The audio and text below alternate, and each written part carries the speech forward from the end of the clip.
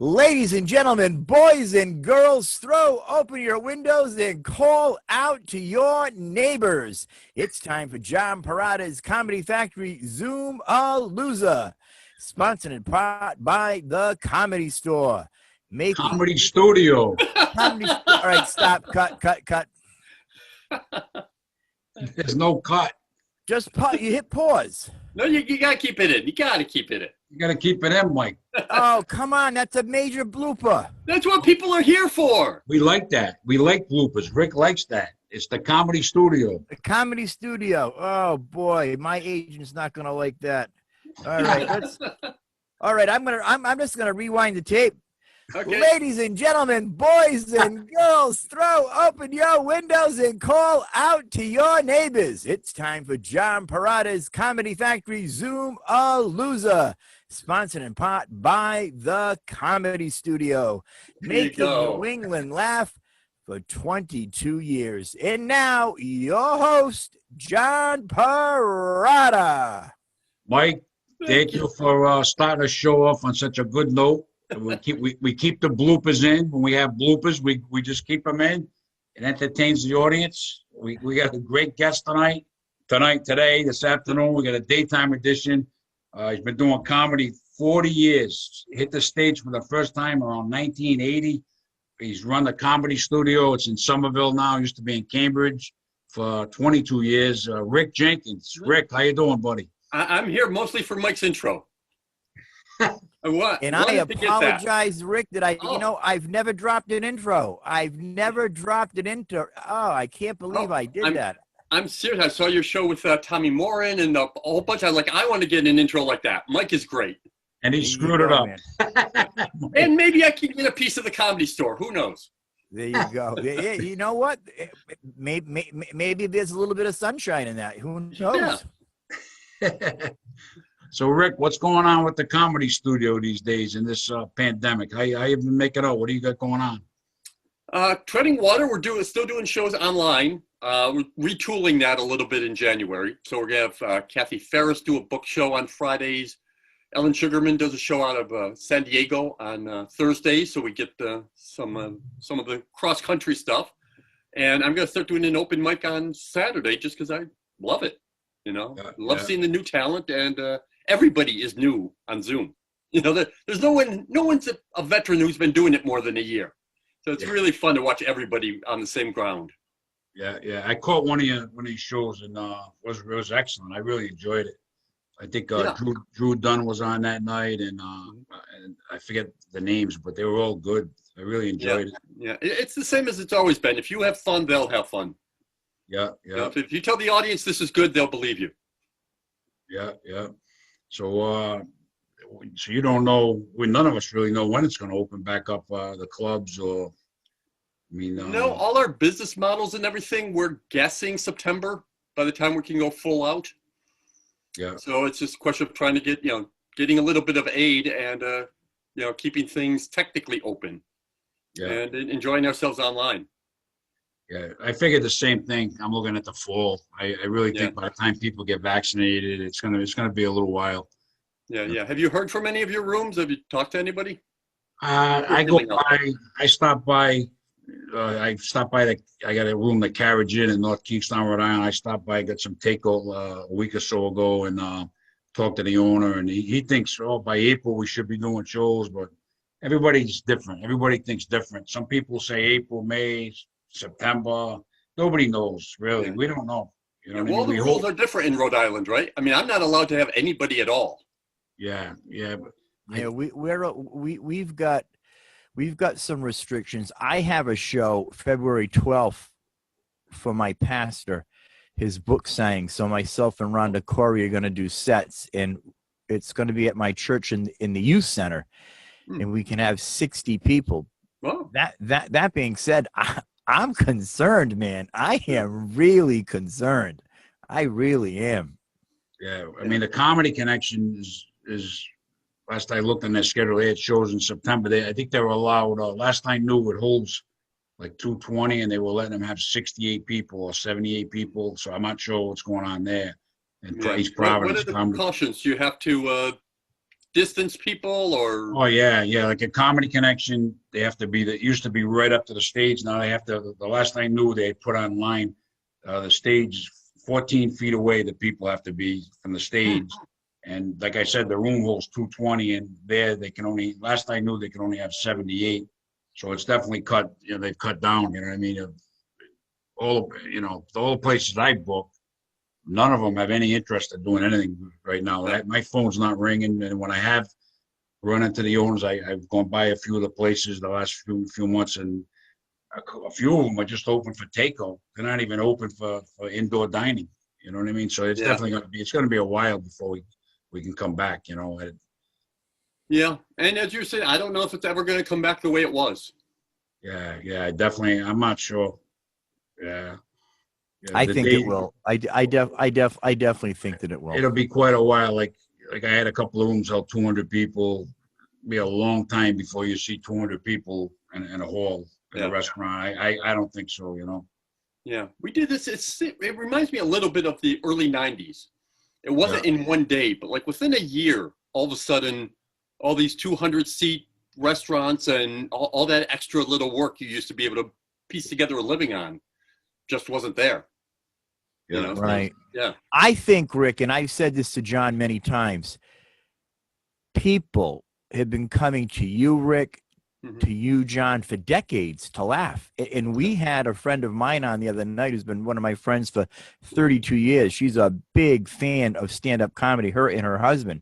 And she said that when it gets behind us, they're going to come back. And I feel that same way because people now, we've had a tough time with the pandemic.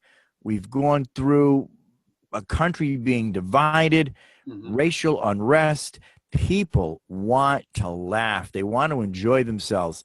And people have been looking to you, Rick and John, for decades to do just that. So I think that with the rollout of these vaccines, Dr. Fauci has told us that we could be back to life as normal as the spring. Sanjay Gupta on CBS Sunday Morning with Jane Pauley, he said the same thing.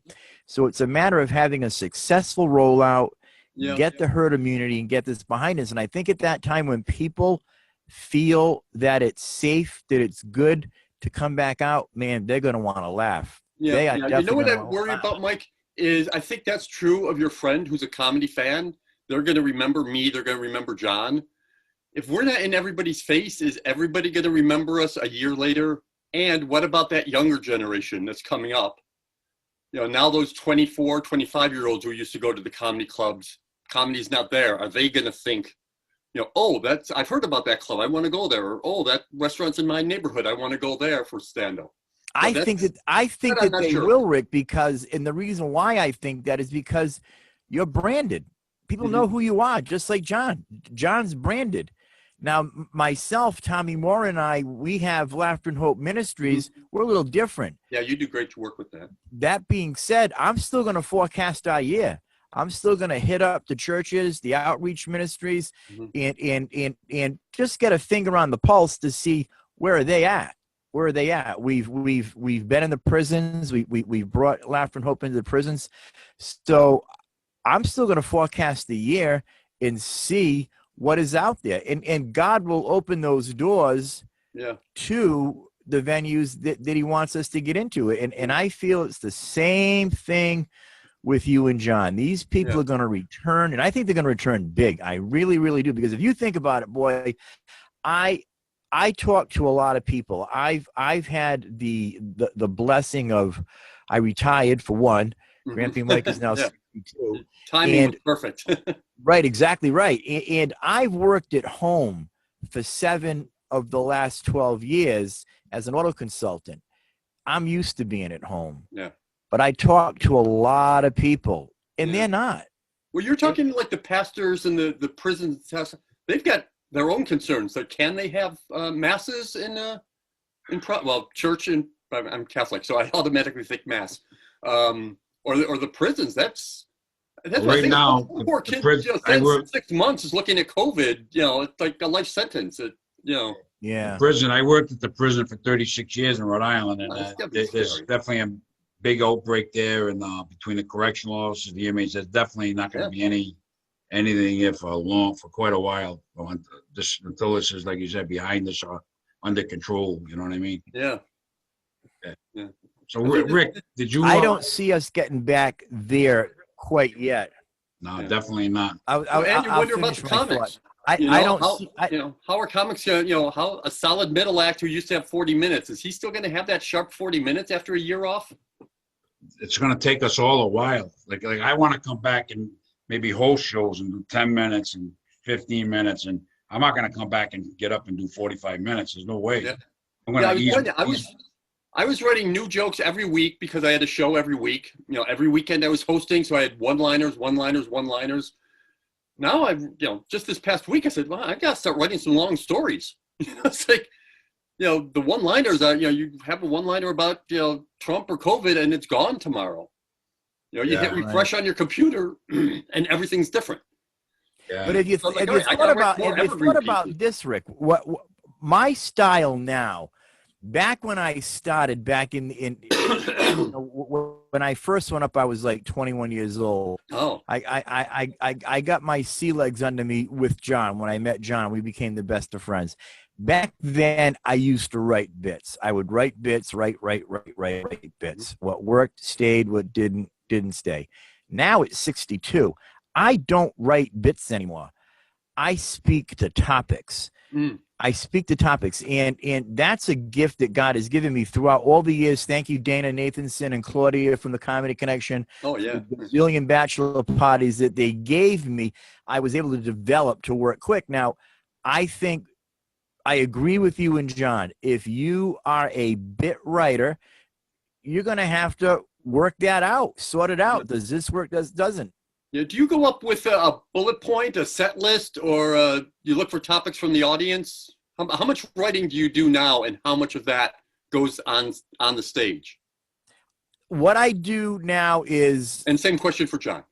for instance, I did a recent show at Sacred Exchange. And I get up there. I did a little bit of crowd work. When you're performing at a church, to get the immediate laughs out of the gate, you come after the pastor. And Pastor Mike is one of my best friends. I love him dearly. So it's like playing the military. Go for the officers. Right. So those are guaranteed jokes. Yeah. So that night, what I did after that, I didn't have anything. I told us a true story about my dad. I made it funny. Mm-hmm. I was getting picked on, bullied by this guy in the neighborhood, big redheaded kid. I was probably about 7 years old. I called home to have my mom come and get me. She said, I'll send your father. I was like, don't send Dad. So she sends my dad. He picks me up, throws the bike in the back of the car. The big redheaded kid is pedaling the bike behind us all the way down the street. I can hear like the theme song to the Wicked Witch. Dun, dun, dun, dun, dun, dun. We get up to the stop sign. We stop. My dad looks at the guy. He goes, what's going on, Barry? And Barry says to my dad, I want to beat up Mike. What does my dad say to me? Get out of the car. Well, Barry beat me up because he could. He probably had 40 pounds on me. And my dad and I went back home. My mom was furious. She wanted to knock my father out. I told that story. I stretched it out to about 25, 30 minutes, filtering in different things about my family. Mm-hmm. And I kept it. I said, wow, that works. So now I keep it. Yeah, I thought that was going to be a Bill Burr story. Yeah, right. Yeah. That kid is now Bill Burr. Now, will you tell that story again on stage? When you go to the next gig, or are you going to go, oh, now I've got that bit? I got that bit, and I keep it. But that's the different, and I'm not patting myself on my back, boys and girls at home, so don't think that at all. God gave me the gift to make people laugh. It's not mine. I don't own it. God gave it to me. That being said, through the years of experience of all the shows I've done with John, all the bachelor parties that I did that Dana and Claudia booked me at, I've really got my sea legs under me. So it's not difficult for me to think of a topic and go with it. Yeah, well, that's where things have changed now. Yeah, we're teaching the classes. So you've got people who can't get out and get their sea legs. Right. They can't get that 100 hours of stage time or such. This is a bad time to start comedy right now. If you're starting out, this is definitely not a good time. Yeah. You know? It's been interesting because, like I said, we do the classes, we do the online shows.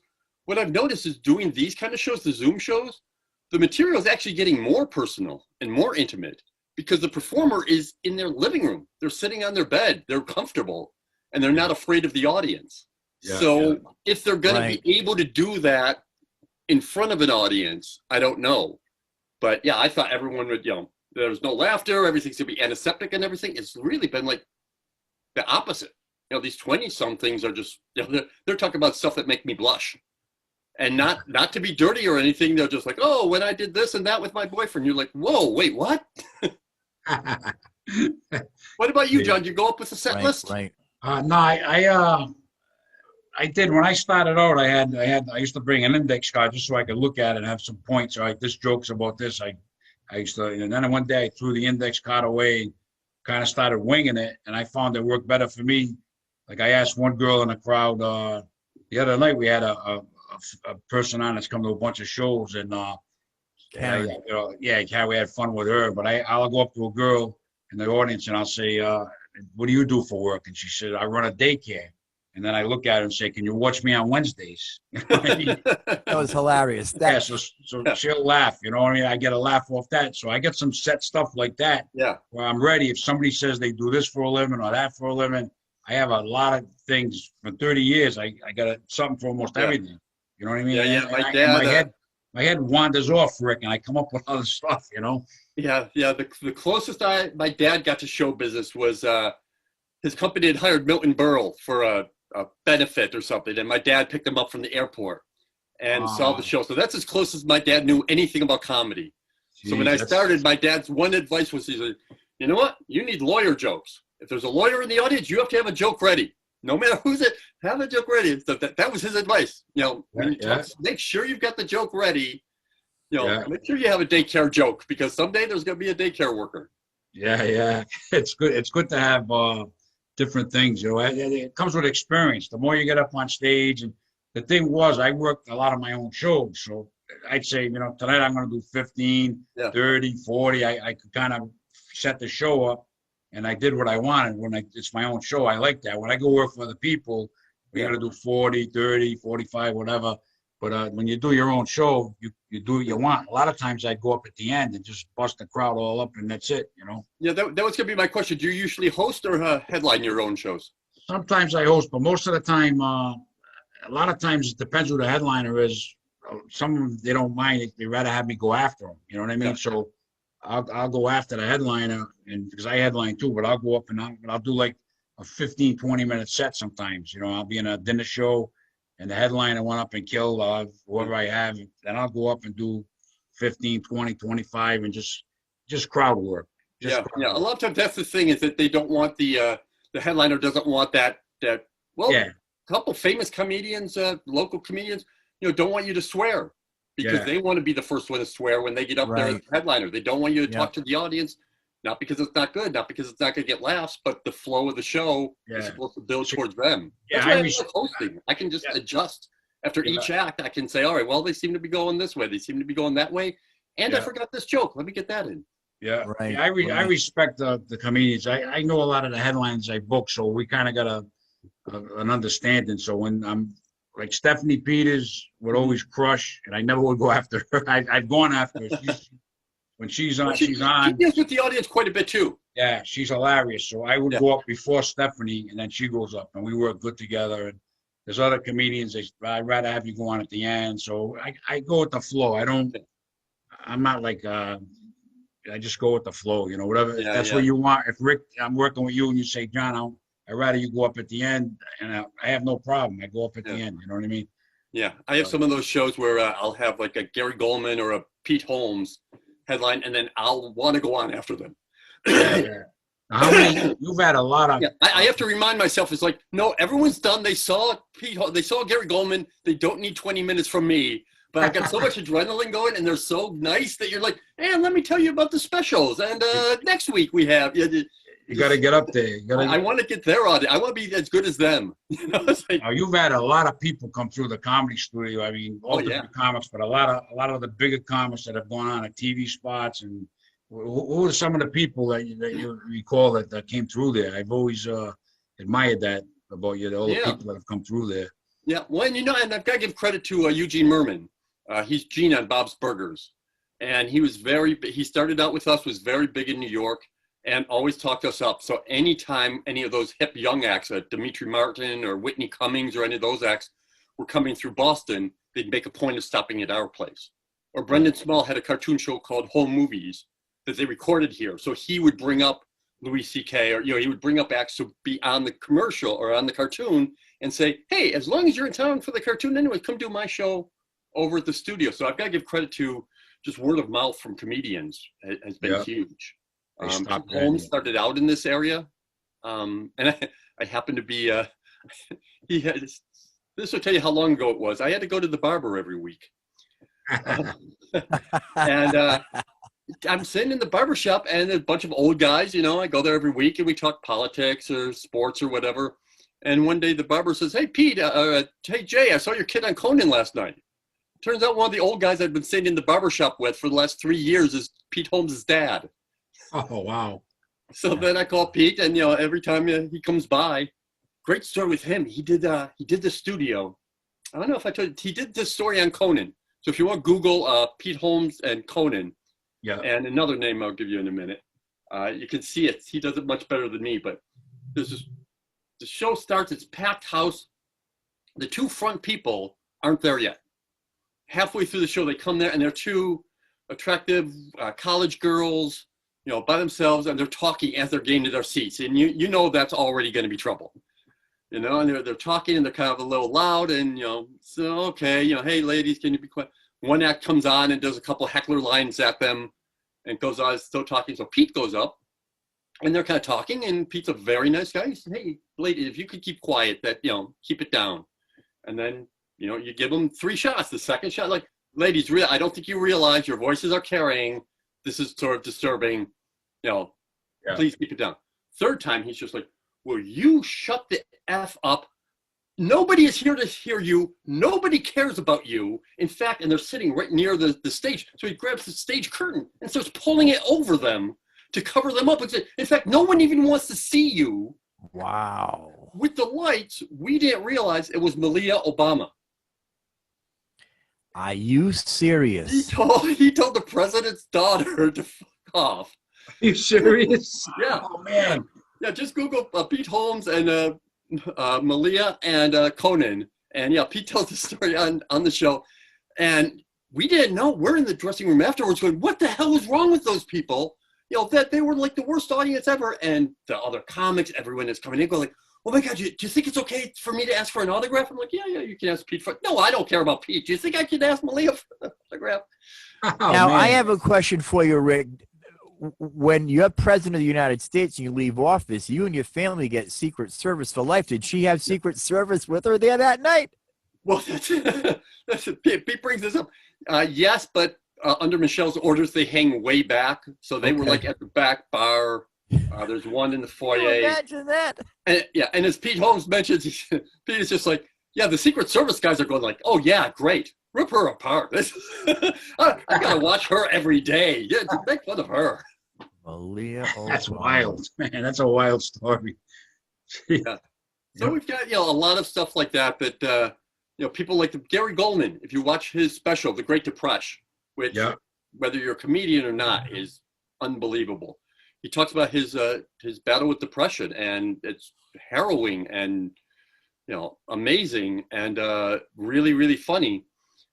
What he did was when he was at the bottom of his depression, when he had to come home and stay at his parents' house because he hadn't been able to get up the energy to renew his lease in New York.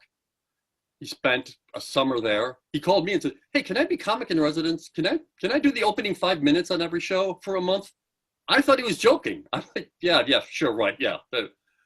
Well, he wasn't joking. And so he just started coming every night for the month of May because with his depression, just having something to go to was huge. Yeah. But he was in a major clinical depression. So his sets would be just him on stage saying, I don't know what I'm doing. I don't know where my life is. I can't get out of bed. I can't, doing all this, just talking like that. So it was obviously really strange sets. Fast forward about 6 months, a year later, he goes through the depression and all that, HBO comes to me and says, we're going to make this a special. Do you have some of those tapes of him doing that, of being on stage while he's depressed? I would say, yeah, of course. And Gary, we get together and they edit something. So the movie opens, The Great Depression opens with me introducing Gary and him coming up, and it's really cringy to see him doing that. But I like to say the high point of my career was the low point of his life. Wow. Wow. I'm on stage saying, and now I'm like, I'm on HBO. Wow. Now Gary Goldman. So for 1 second at the beginning of the movie, I've got an HBO credit. Jeez, that's pretty wild, Rick. Yeah. So with most of the big name stuff like that happens once Mike Birbiglia was working out his show, Sleepwalk with Me. Yeah. And there were a couple guys in the front who were just, just jerks, feet up on the stage and, looking at their phone and all that sort of stuff. And Mike was just like, look, I'm not getting anything done, and walked off stage. And, after like 10 minutes or something, I'm like, oh my God, that was going on. So I just go run to Mike. But as I'm running to the backstage, I realized the two guys got up and left because they thought show was over. So I go, Mike, don't worry. We threw them out. Everything's fine. So he comes back on stage and finishes an hour. And to this day, he thinks I'm like this great booker who just said, no, you're disturbing the acts. I'm kicking you out. I just saw him on, just last week. He was on one of the morning news programs. I think it was Morning Joe, maybe, Joe Scarborough. And they talked to him for about 10 minutes. He's like a real nice guy. He was really cool. Yeah, he's been a friend for a long time. His brother Joe actually started doing stand-up way back when at my place, and he was pretty good. And I would book him all the time. And he came to me once and said, "Hey, my brother's coming home for Christmas. Can my brother get some stage time?" I said, "Well, is your brother done?" He says, "Yeah, he's going to school in Washington. He's getting us in." Like, Washington, they're hacked. I don't want those acts. And every week he would come back. Christmas, just give him 5 minutes. It'd be really good. Finally, I'm like, all right, I'll tell you what. I'll put your brother on for 5 minutes. But you're going to follow him because I don't want one of my acts have to follow that crap. And then he gets up, it's Mike Birbiglia, and he's doing most of his special. And I'm like, well, okay, maybe I was wrong. Sometimes we're not right in this business. Yeah, my high horse is like, how good can he be?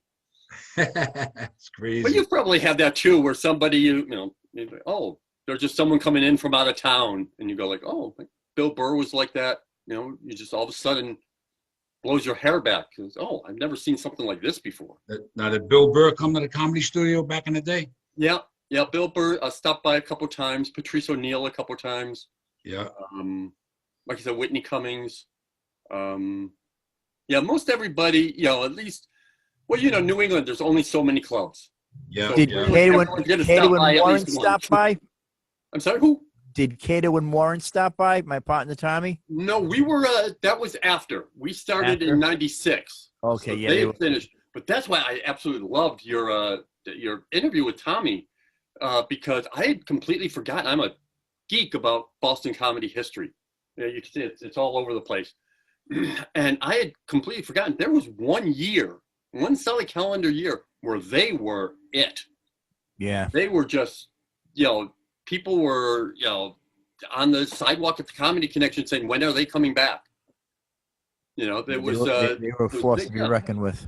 Yeah, once in a while, everything sort of aligns like that. Yeah. And I think it was because we were getting to that late 80s period where a lot of the established acts had become kind of routine. They had their sets, they were doing 2-3 shows a night, and then all of a sudden, here come these two guys with a ton of energy and just a really goofy, silly attitude. And I think it was such a break that it was just really different for everybody. So you saw Cato and Warren perform? I mean, I never did that. That must have been, how was it? Are they really great? Yeah. Well, and talking out of school a little bit, like I said, I'm such a comedy nerd. Cato was more the business side guy. And they did a set at the Comedy Connection, and I pulled Steve aside and I said, that bit you and Tommy did, that one bit, that's like a Alan and Rossi bit from the 50s. I have that album. And Steve was like, oh yeah, well, you know what? Tommy didn't think it would work, old material would work, so we tried that just to see what would happen. I was like, Okay, I'll believe you, but Steve Cato I was know a it. brilliant businessman. I was friends with Steve. I answered an ad when I was like 21 years old in the Providence Journal Bulletin about stand-up comedy. I went, and it was Steven. Joe Cabral was there. A few others were there who I don't remember their names because they didn't Oh, I carry remember on. Joe, yeah. And we would write sketch, Mhm. and we would write set list. And Stephen had an inn at the New Farm Supper Club, and we'd get up on stage on a Monday night.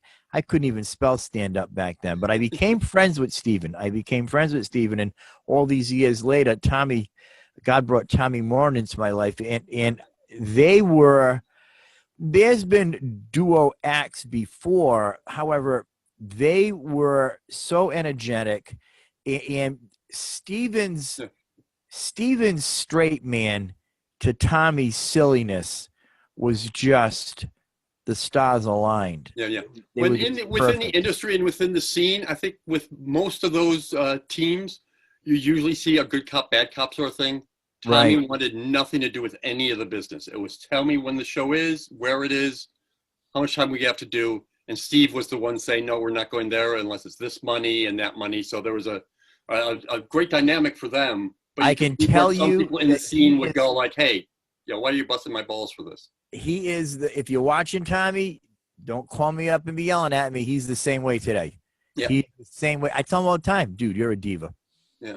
Well, and that came across, the word was all of a sudden that Tommy found God and Yeah. quick comedy. Now, I know it wasn't that black and white from watching your interviews with him, but that was sort of the word in the scene is like, oh, no, they're done. And it was really shocking. Another guy like I got, because I was all excited about this, out this week is the memoirs of Ed Regine. Eddie the Regine. Machine. Wow. Yeah, and I just love reading those those stories. I mean, Ed was Barry Katz's biggest headliner for a good 5 years. In fact, Barry has said that what he used to, and Barry Katz went on to manage Chappelle and Louis and all these famous people. Ed was his main guy. And when he booked Louis or Mark Maron or me or one of those guys for the road stuff, he would book them with Ed Regine just because he knew Ed would kill and those guys could get the stage time and work on their stuff. Yeah, I had booked Ed a you knew it couple was of. going to be a good show if you had Ed closing. Yeah, I booked Ed a couple of times before he left the area, and I did a bachelor party with him once. Me and Ed Regine had a bachelor party. Fun. So I did a few shows with him. I got him on tape. A set of mine from Periwinkle's Comedy Club in 91, 92. We went through the tapes, Mike. We had there was a set of Ed in there before. Yep. One of the tapes. Yeah, so I had him from like 30 years ago. I had Ed on tape. Oh, Eddie wow. Eddie was on. I can't tell you the exact time, but he was on Ace Aceto and Scott Higgins's podcast, and it was excellent. Yeah, I listen. And in fact, Ace has out now their best of for the year. Do they? I listened to part 1. Part 2 is out yet. But yeah, I did that show too. And they're doing a great job with it. They reached back. They got Paul Barkley. I've known Paul Barkley for 30 years. He owner of the Comedy Connection. And a lot of stuff I didn't know. Yeah. Just about the start of the club. I think if the pandemic didn't happen, it's kind of opened some, I don't want to say doors or whatever, but it's opened kind of things up where we would never be doing these Zoom shows. Like I would have be talking to you and a lot of the other guys I've had on and girls and stuff. It's just, it's changed so much because of the pandemic that we've turned to this to kind of partly stay sane and try to stay a little relevant and stay in the business whatever way we can. Well, and you're learning stuff. You're forced to, you, me, and Mike, right now, basically we're doing TV. Right. Who would have thought, okay, I'm going to learn how to be a TV comic. Right, exactly. I love these, Rick. I went out. I bought the high definition podcast mic, the boom arm. I got 3 different backgrounds. I bought a 1080p high definition camera. John tells me all the time, he goes, "Bad boy, you're sick. You're sick."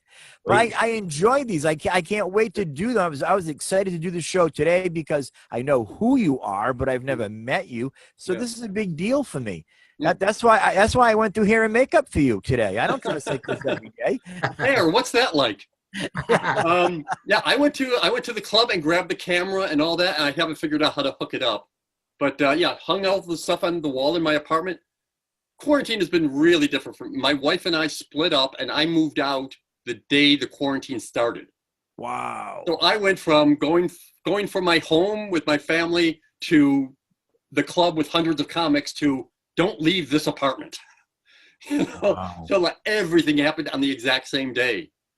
So I was like, okay, I got a blank wall. I'm just gonna, this is gonna be my club. Yeah. It's crazy how things have gone down really the last 10 months. Yeah. If you ever told me 10 months ago we'd all be doing Zoom shows, talk shows, comedy online, I'd say it gets crazy. No way. And also how great is it? When would we ever, the three of us ever hang out for an hour and talk comedy? Right. Yeah. Very true, Rick. That's a good thing true. that's come out of the pandemic. If anything, you could say good's come out of it. I got to connect with you, Rick, and a lot of people that otherwise I might not have connected with, or maybe eventually, but maybe not. So I've gotten to really start to get to know some people. You're a really cool guy. Enjoyed the last time I had you on today.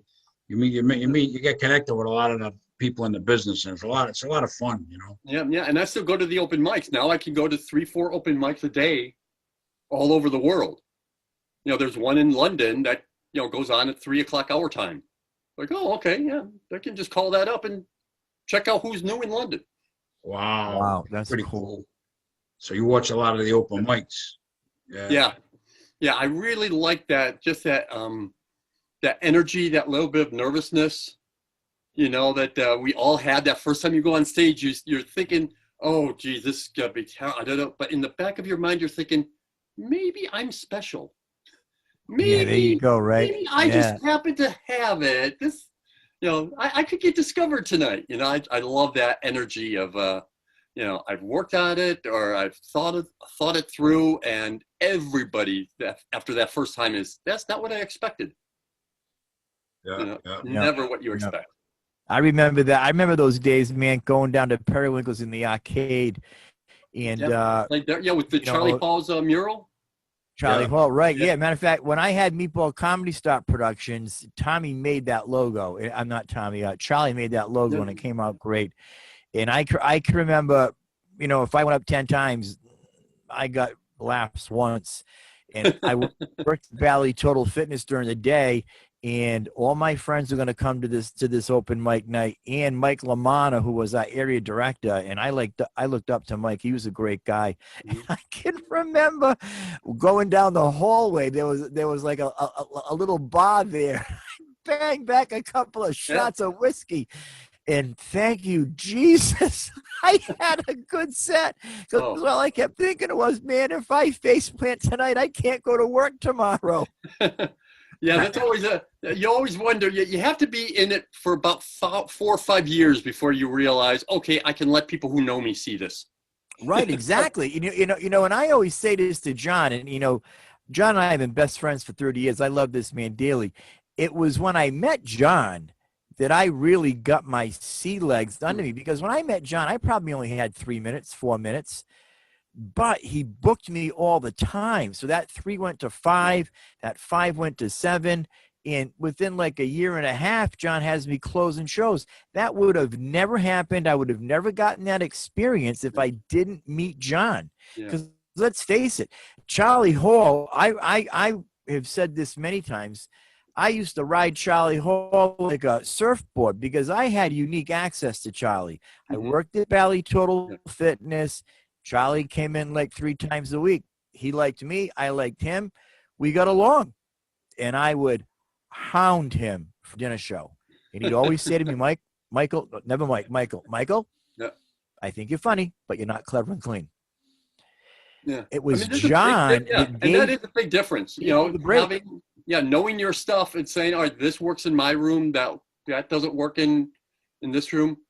John and I were talking a little bit about Mike Clark, who's a terrific booker, great guy. The first time I saw Mike, first night, I was in Boston. And I played against Sam's, and I called ahead, and Barry was like, oh, yeah, I'll give you 5 minutes, and had forgotten about it. And it just happened to be a night when Lenny Clark was hosting, and John Panette, and Rich Seisler, and someone else, like a Gavin or somebody like that. And it's a full house, and I don't know any of those guys. So I go on and have the set of my life, just between all those guys, it just happens to work, and I come across as, cute and likable. What I didn't realize was Mike and Lenny's mother was in the audience and fell in love with me. So Mike immediately started giving me all these shows, like, closing a show in Lowell, which I cannot do. So Mike always had in his mind, like, this guy is incredible, but he bombs everywhere I send him. Wow. So I didn't work, but I got middle work and stuff. So I didn't work for him much after those first couple of years, because he'd be like, you just don't, you don't fit the rooms I need to close. But to the day she died, his mother would always say, "And how's Rick doing? Is he doing okay? Are you giving him work?" Oh, that's nice. That's nice. I had Just get lucky that way.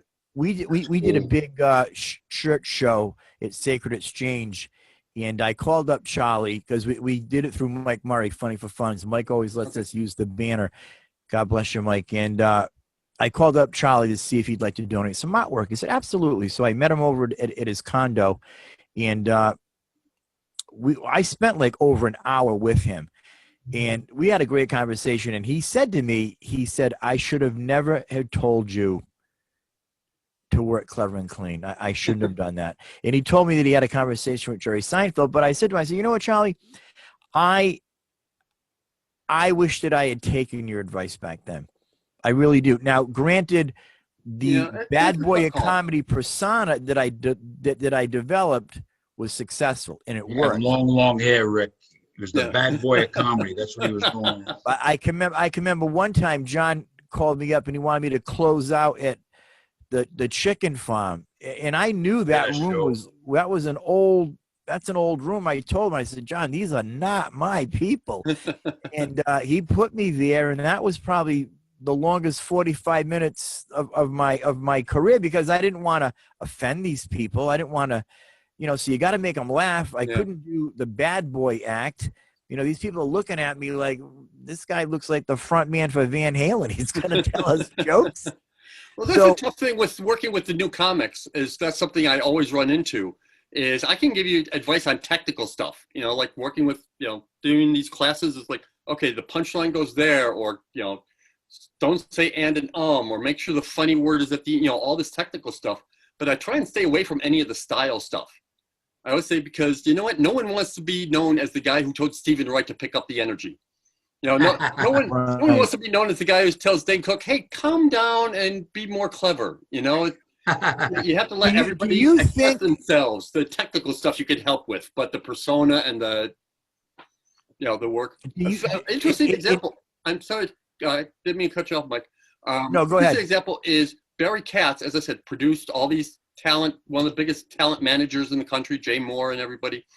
When he looks at audition tapes, he watches the tapes with the sound off, because his feeling is, I can hire writers. You can always learn to write stuff, but having that persona that's going to come through is what I'm looking for. So he just wants to see, he doesn't want to hear.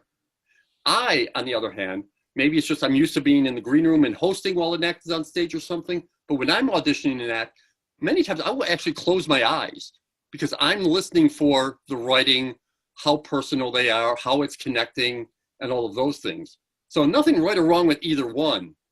But, you get one act leave one of us and go like, oh, wow, I'm great. He likes me. And the other act goes like, well, no, Barry likes me. Rick doesn't. It's just, it's a question of style. So I'd be, to be able to work clean and clever is great, because there's just so much more work you can get. You can work anywhere. But to say, oh, I should go this way or I should go that way, working with, I came up that generation of David Cross, Janine Garofalo, definitely not for everybody. There were shows that, people would leave saying they liked me better. But they were so unique that the people who liked them really liked them. Whereas the people who liked me just liked comedy. Like, oh, yeah, that guy was good. Let's go see somebody else. But if you saw Janine and liked her, you were like, oh, we've got to see her next time she's around. Correct. My question that I had for you, Rick, is, do you think it's more beneficial for a brand new stand-up to write clean and work clean? I think it's a skill you want to have. I think when you're starting out, you're not really sure. You know, it takes, like you said, hours and hours of just getting used to, you know, especially with crowd work, you have to know your persona. The only rule in dealing with hecklers or doing crowd work is you can't break character. You know, if I come across as a fun, goofy guy and, you know, I have to put down a heckler, I know for the rest of the show, I'm not going to get a laugh because now they can't trust who I am and where I'm coming from. Right. So most young comics who come from one direction or the other, either you're learning to write and you eventually learn to write for yourself, or you've got this persona and you learn how to start acting to what you're saying. Right. So I think consciously saying, hey, can I clean this joke up? Can I just take out the swear word? You know, does it have to be about, you know, my wife? Can it be about, you know, a woman who's a clerk at a store? You know, those things to be able to say, if I get the call that the pastor wants me to do for 200 people, I can do that. My bread and butter may be the dirtier stuff or the club stuff or the TV stuff or the USO stuff. I mean, you can go anywhere with comedy. To be able to make those moves to make enough money to keep you going while you do your own thing is correct. You know, that's the trick we're all working on. I have a bit that I've kept through the years. I had testicular cancer when I was 40, so I lost one of my boys. Okay. And it's a funny bit. It's always worked throughout the years, and I did that bit at the Upper Room I was featuring about maybe a year and a half ago, and I caught some pushback from it. I caught some pushback. Nick Albanese went with me, and it was a big night for me that night because I was featuring for a national Christian comic. So naturally, I wanted to do really, really well. Yeah. It was a sold-out show, and when we got done, we walked outside. I said, wow, that felt great. And Nick says to me, dude, you didn't have him with the testicular cancer joke. Yeah. I said, dude, yes, I did. Yes, I did. I was on that stage. You know when you got him. I felt when they were laughing. He goes, well, you didn't have him in the hallway. I'm like, the hallway doesn't count. But the next day and a couple of days after, you know, I heard from Rhonda Corey, a couple of other people, and I called up our worship director, Ashley Carroll, who's a good friend of mine. She was there that night, and she said, dude, I thought you were hilarious. So there's a joke that I wrote clean, and well, when I was doing secular comedy, I really punched that up. But now I take it and I vanillarize it, if that's such a word, and I got a little bit of pushback with it. So, you know, to your point of what you're saying, changing stuff. The key with stuff like that is, first of all, you have to make sure it's about you. You know, it's I've got this, I have that, because otherwise it looks like you're punching down on, you know, these people with cancer. Right, exactly, Rick. And, thank you for saying that. And just bringing up cancer at all, you have to realize you are taking a little bit of a chance because there's probably someone there who was diagnosed that week, or someone who's lost someone recently from it or something, that they're not going to hear the rest of the joke. They're just going to hear that word, and it's going to affect them. And it's the same with race or gender or anything like that. There are some jokes that are going to hit somebody on a way that they're just going to hear that and say, I'm out. I don't want to hear about that. See, I had kidney cancer about 5 or 6 years ago, and I had a joke on that I opened up with, and you got a lot of laughs. I forget now how it went, but I think I used to tell people, you know, today it's been, 5 years since I've been cancer free. You know, everybody will clap. Yeah. And I'd say, trying to remember how that goes, and I would say, I can't remember my own material, Rick. But it was a funny bit. It was cancer, but I said I have the cancer, and I've been on stage in 10 months, but I went into the bit. It was only a minute bit, but it was funny. They got laughs. Yeah, there's a guy, Randy Wynn. He's a teacher now, but he used to have a funny joke. He would open with, "I beat cancer," and everyone would applaud. He'd go like, "Wait, just mine. You're still on your own." Ooh, I like that. To your point, though, Rick, like, and I consulted a lot of people when that happened to me, pastors, close friends who I love and care for, and my point to them was that one of my friends said, well, you can turn it into a PSA announcement. I'm like, I don't want to turn into a PSA announcement. This really happened to me. I lived through this. This happened to me. So I've written about this. I've made it funny. I can't talk about it now, but Michael Jr. can talk about his son talking about why is that, what's that boy doing to that woman's chest, talking about breastfeeding. Michael Jr. is probably one of the biggest Christian comics in the world. You know what you can do is, if you want to be able to work everywhere, and you don't have to, if you want to work everywhere, when you're playing a secular bar, you talk about losing your balls. You play the pastor's place, the church, and you make a PSA about, hey, make sure you get checked for this because it happened to me. Yeah. Well, if you want to put the time in it, tweaking the bits so you can play other places. Yeah. Otherwise, just realize you are taking a little bit of a chance when you look at a woman in the audience and say, boy, what, you're here alone? You take the chance that she is alone and she's going to be hurt by it. Just realize you're taking the chances when you're taking them.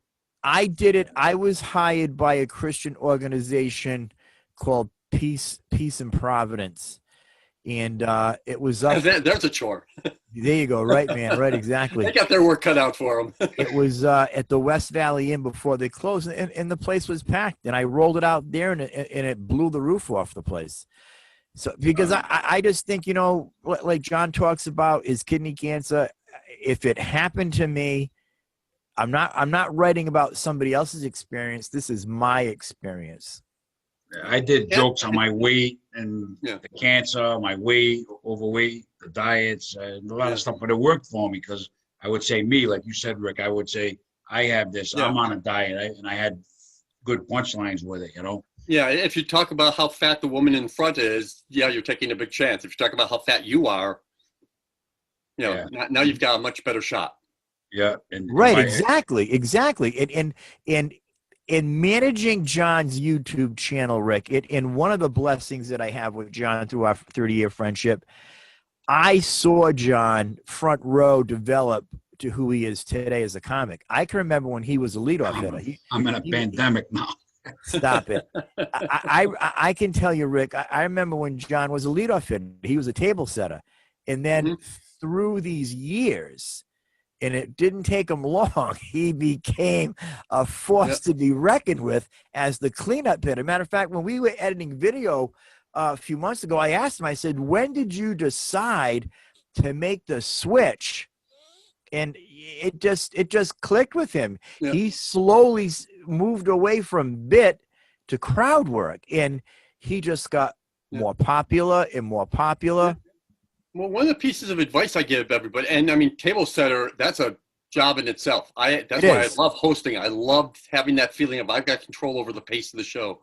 But one piece of advice I give to a lot of comics is nobody ever leaves a comedy show saying, I like that joke. They always leave saying, I like that guy, or that woman was really nice. I like that. They want the person. And we tend to think, if I've got this great bit, they're going to love me. It's almost like dating. If I've got the right opening pickup line, going to get it all over the place. It's not true. Exactly. What works for one doesn't work for Ben Affleck. Can walk up and say, hey, you want to get out of here? And they're gone. I say, you want to get out of here? And they call the police. Right. It's just it's two different things. So the material is there for us to let them get to know us. For some acts, that's just being on stage long enough for them to get to know you. But the material, everything is there as a vehicle for the character, for them to get to know you, because they're going to leave saying, I want to go back and see John Perrotta, or I don't want to go back and see that other guy because he made fun of the woman in front. Right, exactly. And that's why I was so excited to have my friend Karina on, whose real name is Karen Sabetta-Pacelli, because Karen's been following John since she's 17 years old. Now she's married, 2 kids, a husband, a house, a business. And to what you said, she follows John because she likes John. Yeah. I'm friends with her. So her coming to my shows in the early days, it meant a lot to me. It really did.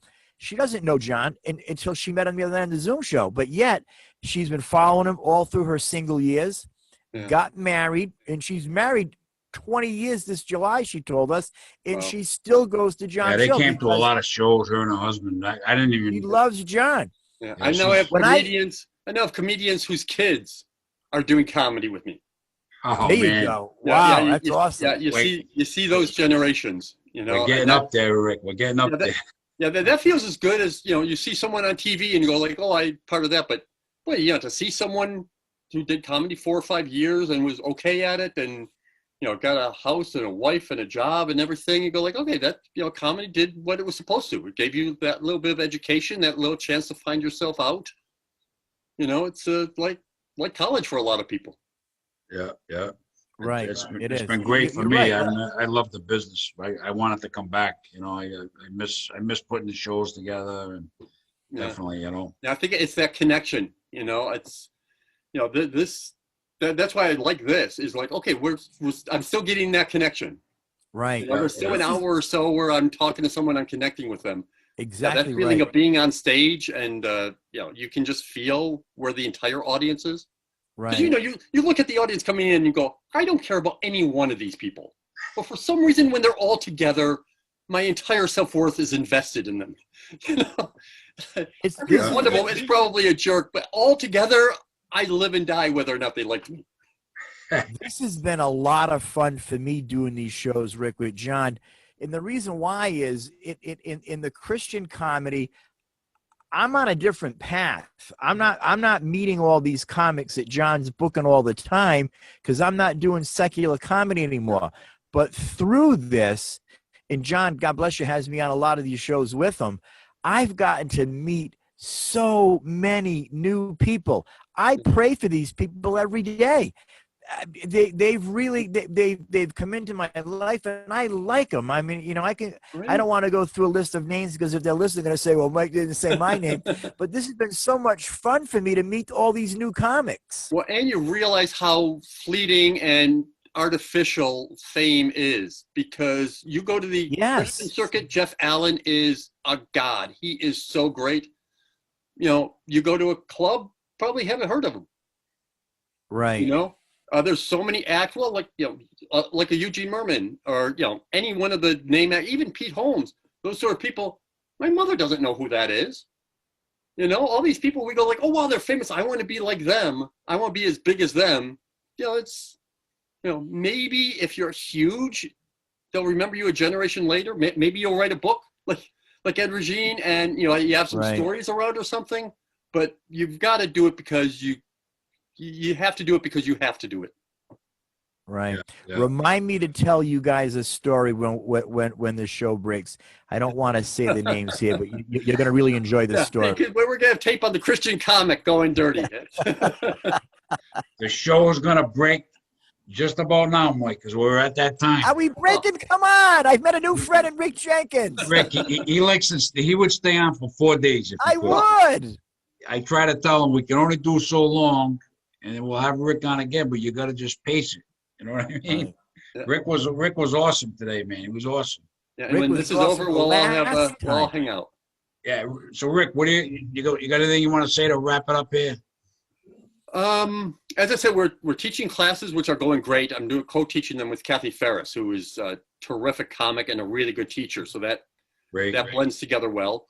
And yeah, pretty much every night we have some kind of show going on my website. And check that out, and we'll keep you updated as to when we can get back. Yeah, it'd be great. Well, I'd love it someday. We can all get back and do our shows. I'll come out and hang out with you, Rick, at the studio. Have a Diet Coke because I don't drink. I'll have a soda and hang with you and check it out. I've gone sober too for the started the quarantine. When my wife left and the club closed, I said it's going to be all or nothing. If I don't stop drinking now, it's going to be way too much every day. So. Oh yeah, definitely. So definitely.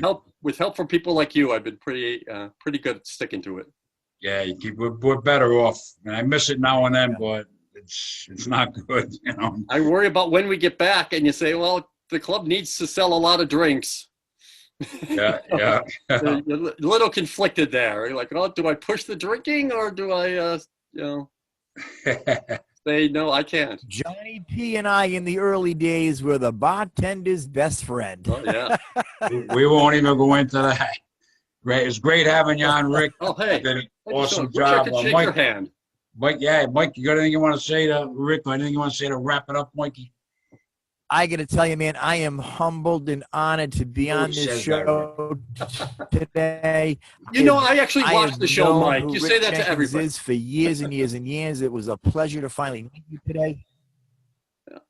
Well, I'll tell you what, nerd I Yeah, am. no, but you know, Look over here. I mean it. I really, you know, I can't speak to the other people. This is the first Yep, dollar I ever yep. made doing What am I stand-up looking comedy. at? Looking at a dollar. Are you in a serious? frame. First dollar I ever made doing stand-up Oh, is it comedy. really? Okay, wow. How cool is that? That's awesome. Yeah. Right there. Wow.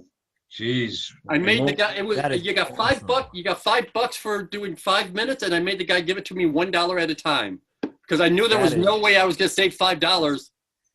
Beer was $4.50. There's no way I was going to save a $5 bill. Give me a is- $1. That I can save. Awesome. That's awesome. crazy.